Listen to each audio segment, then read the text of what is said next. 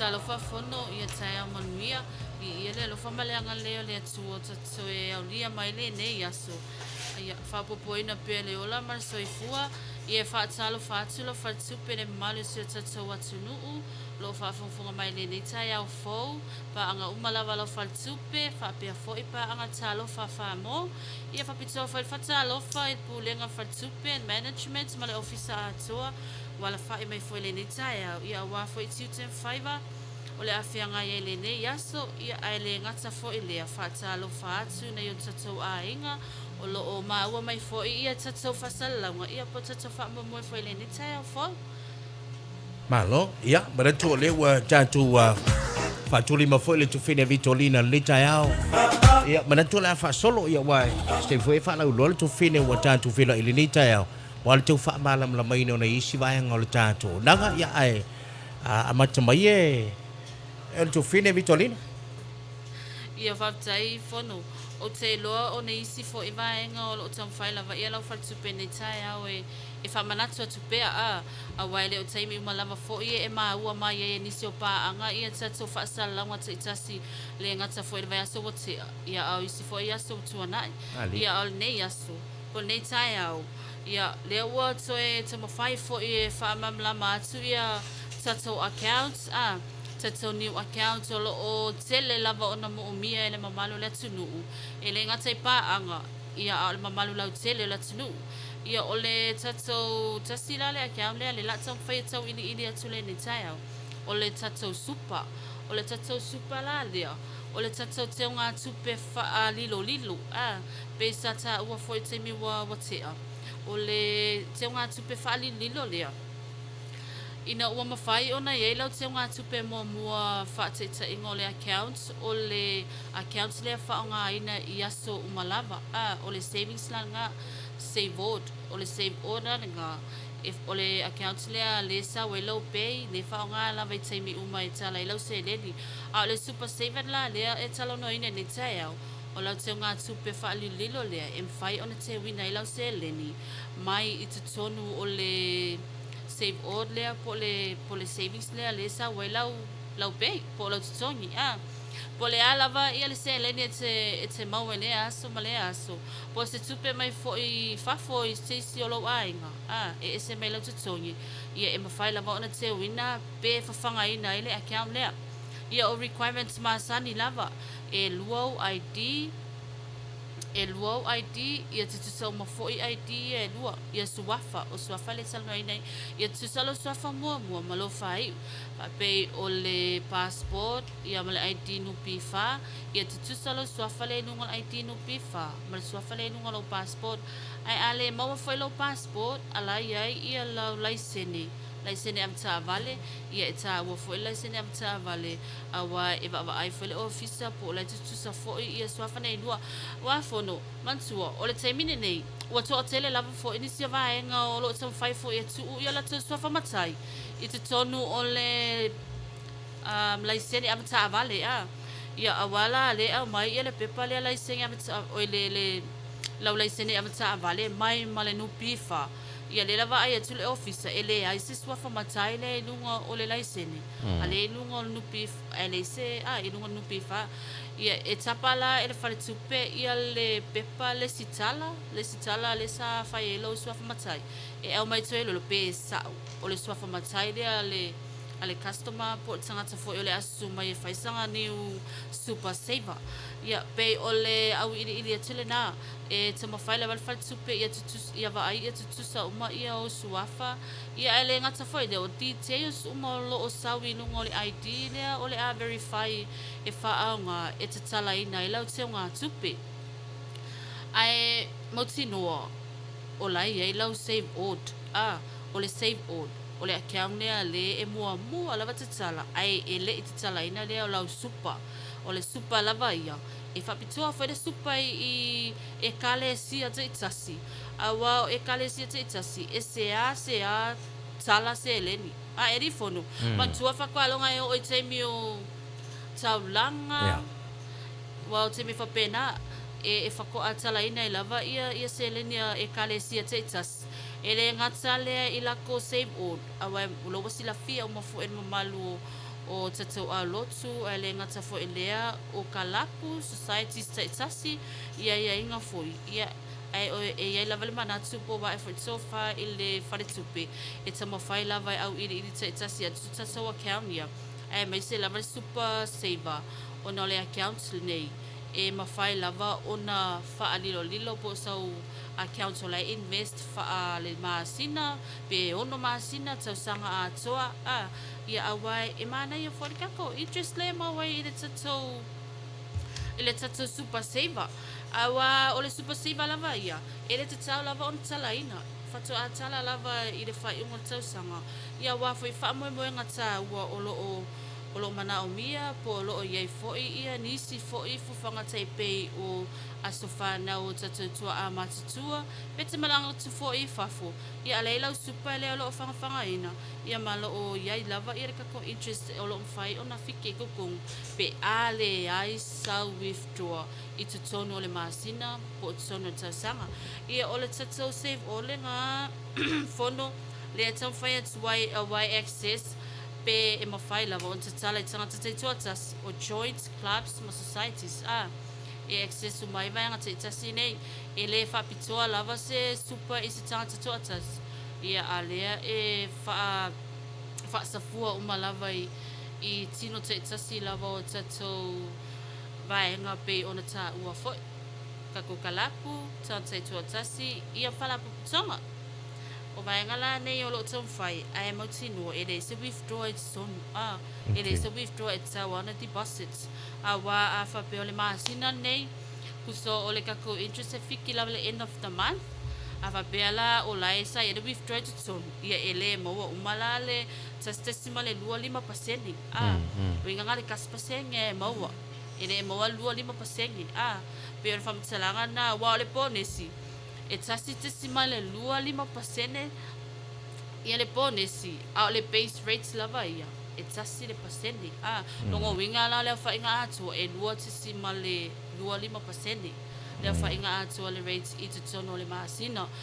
faila le ilo withdraw faila le ilo withdraw ia ele mol tasi simale 25% na ole tasi paseni pe o se fama manga le na awai mana ia lava le tatou super le se soane foi fanga la se le ni o tu le fa ingo tau sanga te le lo me mama po lo super mama o lo fa pena ona mo mai ilo fa super ia o te so requirements masani lava le na pe ona ye foi se fama talanga i tatou tusi fono tusi ia le e fa ilo mai le so funds fa ilo mai ia le fa moenga o lea ua iai fo'i le fesoani a faitupi lea ua uma ona faile kako templates lea fesoani atu ai na lau susu mai lava awa lea mau te silafia uma fo'i ia e le tofu laptop tofu computer uma fo'i ia mamalo le atu nuu ia susu mai lava ia fesoani atu fo'i ia le ofisa a fiatala lava lau se le nia laua taua au mai yo ID ia e fesili atu lava po le alfa moenga po fesa wele alanga tupe ia matam failo le ala office tala ina la tsenga tupe nei e te wina ia se leni ia fono te loa o le vai ngata ua lava nei ua mfai ona tu ina mua ia wa foi fa fonga mai le malo tatu atunu fa pe fo ipa angal fa tupe o ele fai ala tu super saver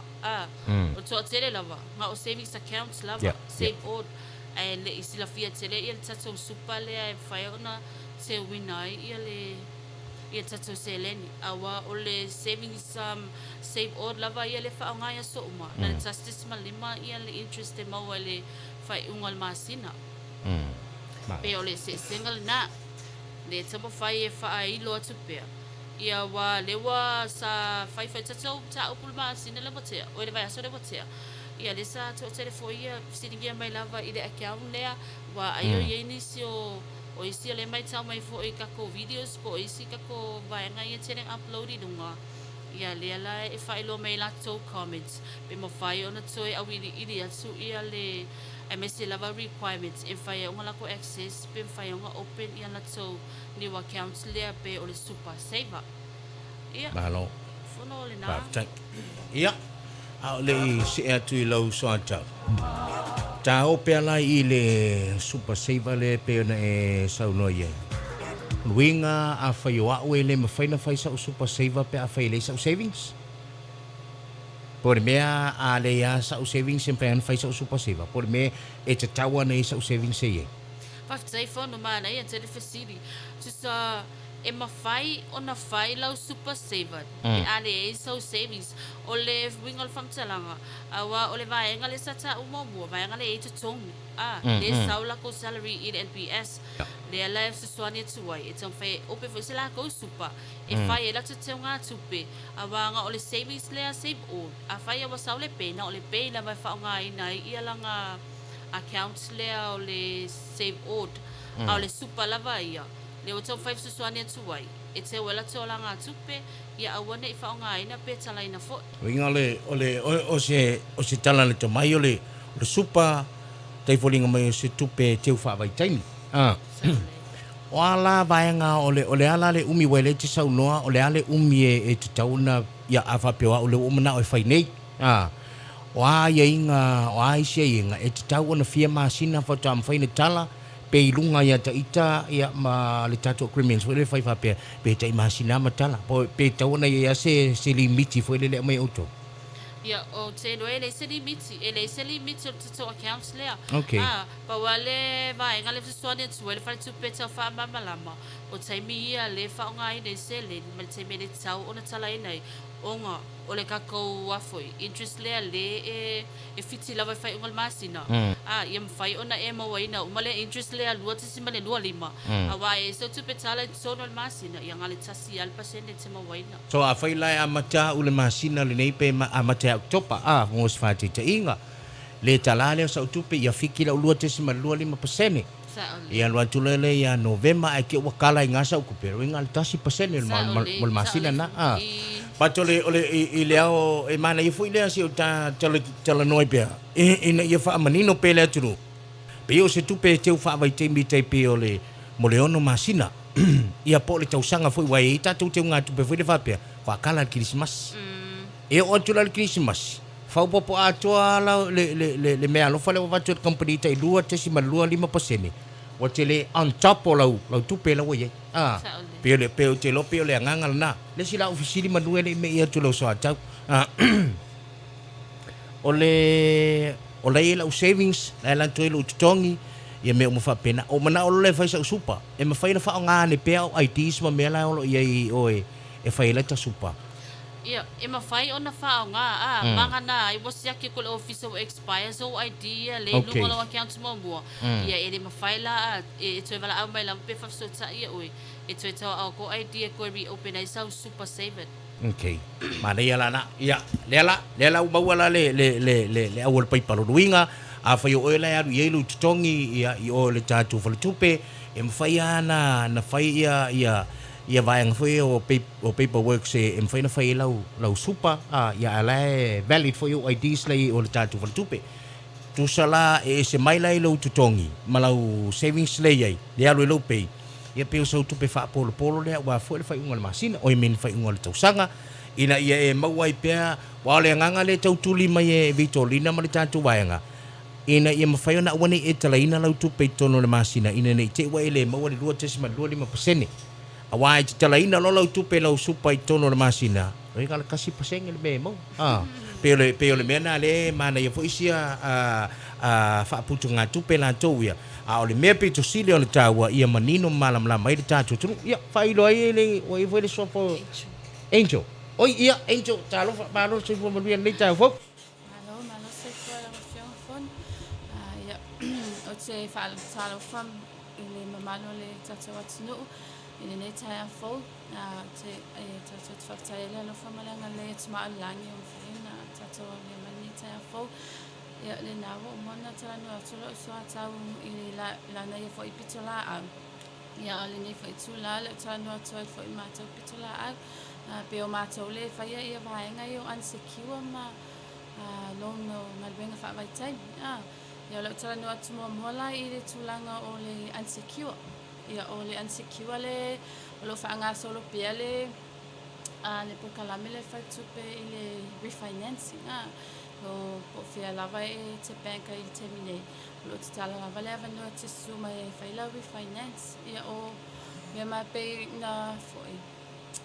nisi foi wa le taimi wa sola sa foi nisi foi le matou vaenga faalawiloa atu ia faamanatu lava ia o mea mo o mia mai le tatou unsecure lea o le confirmation o lau tolu updated payslips ia o 12 months bank statements mai le bank o loo ia bank ai temi nei a faapea o iai se loan e sefululua masina foʻi le loan statements a faapea o iai ni iau loans i se fale loan ia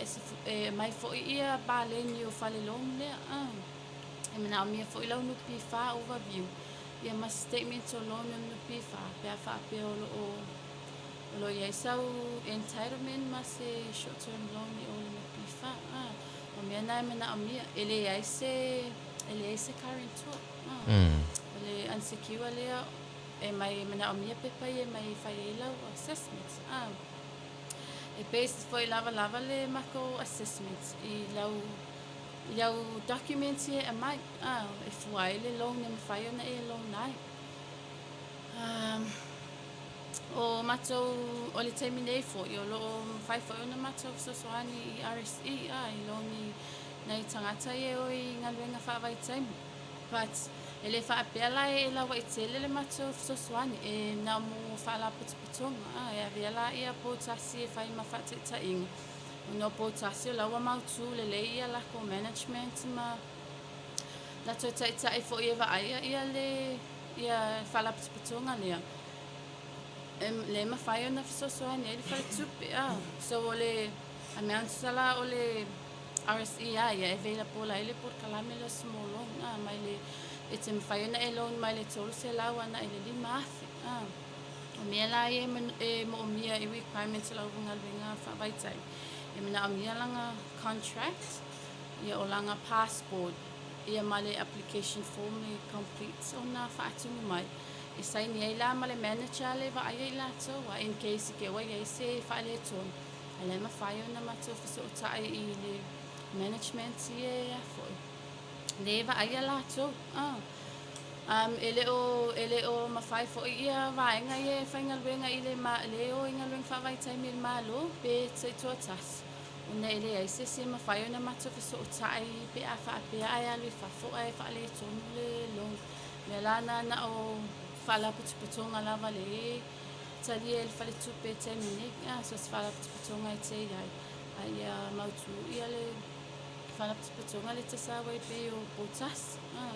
ua iai foʻi iā interest a le bank on i unsecure ma le small loan lea mo RSE a 14% le interest a le bank le iai for unsecure ma le apalai foʻi i le small loan lea for RSE Malo, cek malo sono ya celo stasiun yo bayang ngau celo wa telefon ila tu wifi ya menino ai malam mai ai mesti di fa cai ole wa ngai meli tu fini ya into tau fa malam la tu ya pitola out unsecured loan o ile sa fia teleni facility tu ina tu ai ona ole le o fe ngai la tu fa le tupe male refinance ole telonisi ia e vai vai wai le peona tau mau fo le saunoanga e tauna mana o mere confirmation letter tolu pesilipi se fululua masina ole statement mai le bank ia mai sila u fale loan ia o fa vita u le e ile tai me le mite ta ita me umai ona saulo le ole tali ele o mawhaiona talia o na ole mai tau atu tele ai mai sala nupi fa ole asisi vaenga fwele le mawhaiona tau sosoane e wai au te loa tasi ale tali o le mata upule o la wale tongi au rong lai o wale ole mea mo ia e tai tutusa lei ole mele na manau mie fo ia si matalanga meditatu vaenga e tai peia la ole mele la ta top up tasi le fili numero tasi le mo ia ele se upoe vane ai tasi le fili numero tasi le fia faila ta top up ta telo tu ta telo foi la su e mai ta me ma ta fale lonia a fa pela ele ine ta fale lona lupi fa ala ma fie fie le lo e ta te mauti no ala vai le ta dia la ta ia o nei vaenga na o ye si wala tau fa ngo fie foi le mo ma tu ye fie lo wa le o fie lo na me nga le tu wa e ni si wala foi le mfai na to e tilo ia i po le asi si fautuanga ia bo ila tu ye wai o tau fe lo la isi au isi e lo ni le ho i fe e ringo le mea a isi fa le lo ma tu a tele a saula ele fe tau i male mele tilo e tatu ngai mau tino a te klein lo wa awani si awala mfai fa ngo fie po si fautuanga mo ilan tu ye fie fai top up ya mesela le mele le refinance ta bol mo fa tai mole fa city ile tulanga le onga titila foi lava fa tu pene mfai no sosoani atu ile customer le sulu atu ise sosoani ali ma titilo yai nga ia kama fai fo yai ko e sosoani ko refinance le le tele le loan le sa fa pe na refinance mo ale ko la ko fo e fai le top up ale fo ko alba so ole tama fai nga la bank ina ia fai no sosoani ia e ma fai fo ia na titilo le fa le tu pe e to e sosoani to refinance ole si me tilo ele fa le tu pe ile le o la history la lending history lai sa il record within the 12 months ile fa le tu pe na we ma fai nga sosoani e fo ile fa le tu pe to what I serve no ile no le wa ko ele o kikira kule ele o meet tu lang ole assessment la sa fai a fa pe ola tilo le fa le tu pe ola sa le lo history within the 12 months le period le camp pai le neland ia e ma fai ona sosoani fa le tu pe si ina ia ma fai ona sosoani ile sulu atu le customer le la tu fi mana mi le sosoani alo so no ruinga ia o tatala no pe into langa o le se mo sto wa no o lo winga o ie mana o mi mo fa mau a fa pela e fa le lo ni o te lo nai ala tu mau te apalai la lo ni auto tiro o ki mo pe mengi o lo ni ia la fa fela te le bank pe fa pela e fa tu foi le e lo ai e le o la sta la fa fela nga e sa wi ala e o lo ni e toru pe lo e fa ina tong ya te lo se ata fa pena tiro e tato ina ia te le tanga ta la e fa mau ni ia matulang ko ka sela usili into o ke fa mo le e ye le te lo ni auto uma lo wa uma la telo en fa ko pala sa kalu pe ko ya foi ko su uma mai foi ya me ya tas e ma fai nga to a palai le loan but so se tai me fai le loan top up or new loans it's tau la on updates a form talking I see pe la confirmation letter male payslips it's tau on updates to your documents pe te la tu fo e fai le top up e na mi lava on updates me wa ye ke mi la wasi itu tong ale customer le ole me la na le na mo mi on updates or documents whenever it get back ko kongwe so new loan or a top na ye ma fai na tilo le fale tupe i se so soani pe fa pe logo but ta inga le ngala ko pe si pi mo le titi song and then ko la ko second time or si it song le mi ala na titi le fatu so se time mi ala it su atwa ye file loan e na mi on updates ya documents so pe umala talong ni o to e fia palai ta te ala to su e mai fo ya me e tu sa mala top up pe fia fight Teki malo va chai yo te lo manino sina va e nga ole tau fa mam la ma tu si tu finia into ina ia malam la mai ta to ya tolina i se va ngo e fia sono e ta sta tu pesi ta tu malo lo la ti ti ni ta ya ma ngang fa lo ia pe ona foi ta ua foi e angel le tato va nga le po tasi ia mo si fia le o nei le wo su aku es ma va nga ia le o tua leo foi nei fel mato por kalame ma potasi ile ason nei ia le ngata foi la solua ole so sofi foi ole solua ma la sofi le wo fai tu el mato por kalame ele na ole pa ole mato por kalame sa fai mo foi si vai nga i lava potasi wa bela wa vai nga nei lo wa me ta wina lava le to atele lava ma malo la tunu wa nga ai ia wa foi sa nga manuia ia tunu ma mau ia wa lava ia le atina ino na yo tatu ai nga ni Samoa o le mafuanga foi wata uai ia tato RSE le po tasi awa mo nisi foi fam talanga i nei o tato i nisi foi fa pa putonga Taipei lava o le RSE le a fai lava o lo o e fa funfunga mai foi le nei taimi le mapokalami a lo o fia mo se susani pe yo vai nga nei on sa uatu ia o loo mawhai te lepe o loo iai lava lewa no le whalitupe ia e te talusanga pe te sumai fo i whaatatal noina fo ia nei vaenga ia a wa fo tusoani o le tapena ina lava malanga o nei vaenga nei o loo whea ngai mal RSE lea o tusoani ia le NPS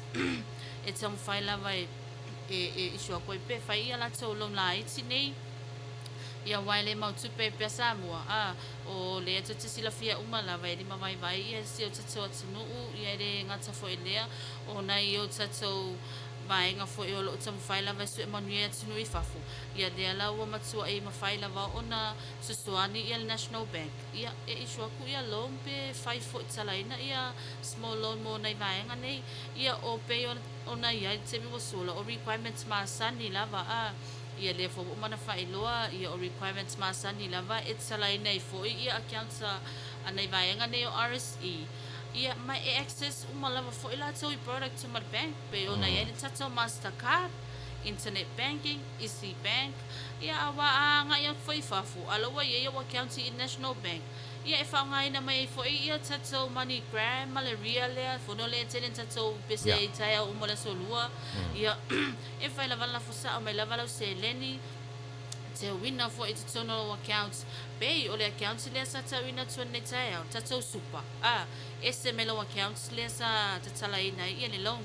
ia ai o te lo ni si vaenga na o lo tam fire to pe fa manino ia me mole tu e fata lo fa o te lo le ma o mai fu e vaenga ne el pot sa sile o ko ma ko tim ai lo mo tau nu ia e fata lo fa tu ai fu i si vaenga ne mai pot sa si ia le sunga ya tavai ia mal tima to mal management ia e mo mole tu ai fu le nga fa fatai ia wa le lava e tau e longo mai pe ia si o mata office ia e o atu wa so ani ne alfa tupe le e o itu ma le tau mai fo itu no le vai nga nei ia wa le e over ma le to titi ro se la le fa ingo na tama nei sa fa so ta me fo ia ta vai ma le vai nga ipotus o lo fi tsala ina la to account ia ele nga ta fo ia o le tama fai fo e open pe tsala fo ia se la to ni la so small loans ia fono o le si vai fa popo asuna so vai nga le loan ia ma o la vale on sa e nei tai au ia o le si vai nga fo iro tam fai la vai e fa manatu tu pea ia o pe o vai nga nei o la fo ina mai e tato se le ni mai atunu mamau na ia tato inga ia o lo o fa pena la van mafai ona fa tino mai o nanga i tato la o lo itua ia nei le main office fa pe fo it so la sa va sa le longa ia ele nga sa fo le o so caravan po mobile van ia le telenga nga ia kuitua e fa tino ina ia o nanga tasi pe ona mafai fa tino la vai nei le main office ia ole mo so MoneyGram malaria wa le lava se ngo so money transfer nei awa o memo mia lava o lo ID pe ona ia ni si fe tatou fa tatandoanga o lo ID lava ia tau ona tusa uma ia lo swafa o lo swafa lo la foi na mai la se leni o le tangata foi o lo la foi na mai ai se leni mai nga te tasi mane e tau ona e silafia e tele sumai fatupe e talaina ia lo tupe ia ele nga ta foi lea io tatou o le tatou Mastercard fo e pe ona failo ia lewa amata lava ona to ate le lava le mamalo tatou paanga i fai ona liu mai le latou code card anga in Mastercard paule fa manatu fo i vai ngale tatou Mastercard fo no awa ole Mastercard le sa ia ka ko Mastercard lang sama ne te wa fa se ina le manatu fo ni se tatou paanga o lewa fa sala wa le Mastercard la uli na fa pele ele tu fa nga ina lang sama o la valid lang sama banga na ele tsi va ai tu po sila for ele expiry date le pitse luma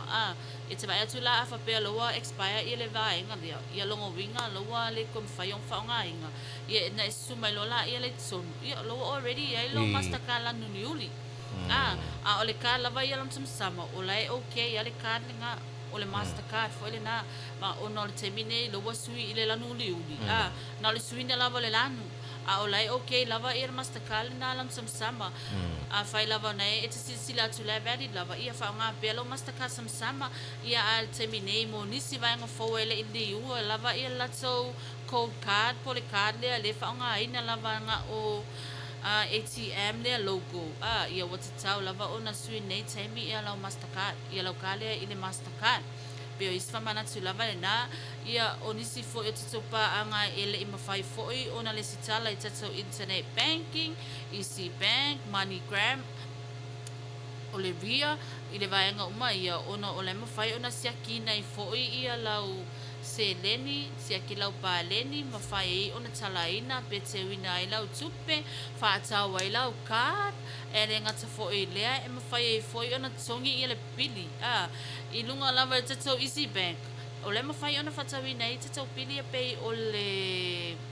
le power e to tele lava o te doa to tele la o sila fia lava fa nga ina le valval valu le tu valval valu mal le fetu tas fitu ni mape fai o vai nga o mani te to digital mal Vodafone o le om fai ona fa nga ina e fa ta wela o power ia petongi na e fo ia te to pili o le vai mani sma nga te tasi ia ele nga te fo le fa mana tu fo ia te to vania le nga i tua pe ona ta o te fo te mi sola o le van lea le sa nga ia tui i sa anapu o le tatou van lea le whaatino ina i fo ini se o nanga pe o na ta ua ia awas whapitoa lava whaatua mwhai o na o atu e tatou van tua i mulwhanua ia a wafo e talaina o pensionga maso whapitoa ia a wafo e mana o nga po talaina fo i o ona mamalo tatua tunu ia ele na upa anga fo i o le whantupe ia e mo le mamalo lau tele ia wafo e talaina o lau se leni o lo lafo mai le ria ma le MoneyGram ia o te loa foi pei ona ia ia te tau vani savai ia o lo o whapenana whailo te foi le te mo sola o lo o whatino ina foi te tau au nanga ni savai le te tau vani a lo o atu foi tua nisi o afio anga o mwhai ana whatu ina te tau vani ia wafo le te wina talaina foi o lau se leni ia ele ngata foi lea o le talaina foi sa new account ia o ele le tangata o loo whapena ona mana o mia le fia opening o sa new account e te o malo e foi lau se leni ia o te loa foi o le isi vai ngata ua foi pei ona whama malama te foi i tato RSE ia o te e whamanata tupea ia lea vai ngata ua po e laval whaala puputonga ua manatu e fia au mai foi ia la to vaenga anga i le whai tupe ia e mawhai lava ona e whaaso te mai i le lua no fitu ono e le ngata i RSE a o le mamalu lau telo la tunu po a foi vaenga o lo tam whai fia sila fia ma fia e lua ia wala au mai lua no fitu ono pe te wala au mai foi to see mai foi inunga le Facebook page and National Bank of Samoa ia alo na meni mai ile info@nbsamoa.com mo nisi famtalanga ia po nisi foi vaenga taua o lo mo mia ile le susuani mai lau fartupe ia fono o te loa o isi vaenga ni wo mawhai lava ona ma ua whaatatano ina pe au ili atuni taia ia wafo il whafunga mai le mamalo si o tatou atunu ia a wafo i au nangata i tasi alau whai tupe o lo o whaatinina i lea aso ma lea aso whaatai mo lo avanoa Malo saunoa ia manatu le u whaafonga le tātou tunu pe anu whai atu mana ia le lai tu nei vai ngata tano e whingo fia fo na malam lama awari i tele wai i tele fo ina ni nefu li to tele pe ana vai atu nei le taiao ia saunoa tu whine ia Vitolina i le tātou supa i le tātou te ngā tupele na ia biso ni sio vai ngā ia pe nei ia tu whine Angel matulanga o tātou vai ngata long uiolea Ayaya ni swa matalanga tifia banino malam lama atili ai mala aula tantu telefoni luon fito nono numero tantu telefoni ya boli foi fa balon boli fa tele ya ile tantu kulenga boli tantu finga lenga boli lang suo le tantu klamen maluta ya la forte a Vitolina to lunga le tantu por klamen lita lina ia malo fatsai ia o te loa o le mano fa aro level nei nei taimi po nei fo i tula ia e momole atuele anga fa fatsai te le lava le talo fa mo le pulenga malo le ofisa fa pe foi la sunga fono lo tumal foi mo le mano ta wo mfai e ona fa tino ina pe fa tsatal no ina ia por kalama lau fale tupe ia e failo pe failo ati foi au nanga te tasi ia le ngata foi lea le mamalo le tatu atunu pa anga uma lava la fatu pelo fa mai ne tai au ia o le afo sitala pa o papale ne tai au ia pa mangalo mai foi o ma ua na fatau va ia langa leo le atua i fe au matiu te le neva yaso ia fatasi lava le ali e manu ia me o matatu te faia ia pa tai telefono mo ma ua manoa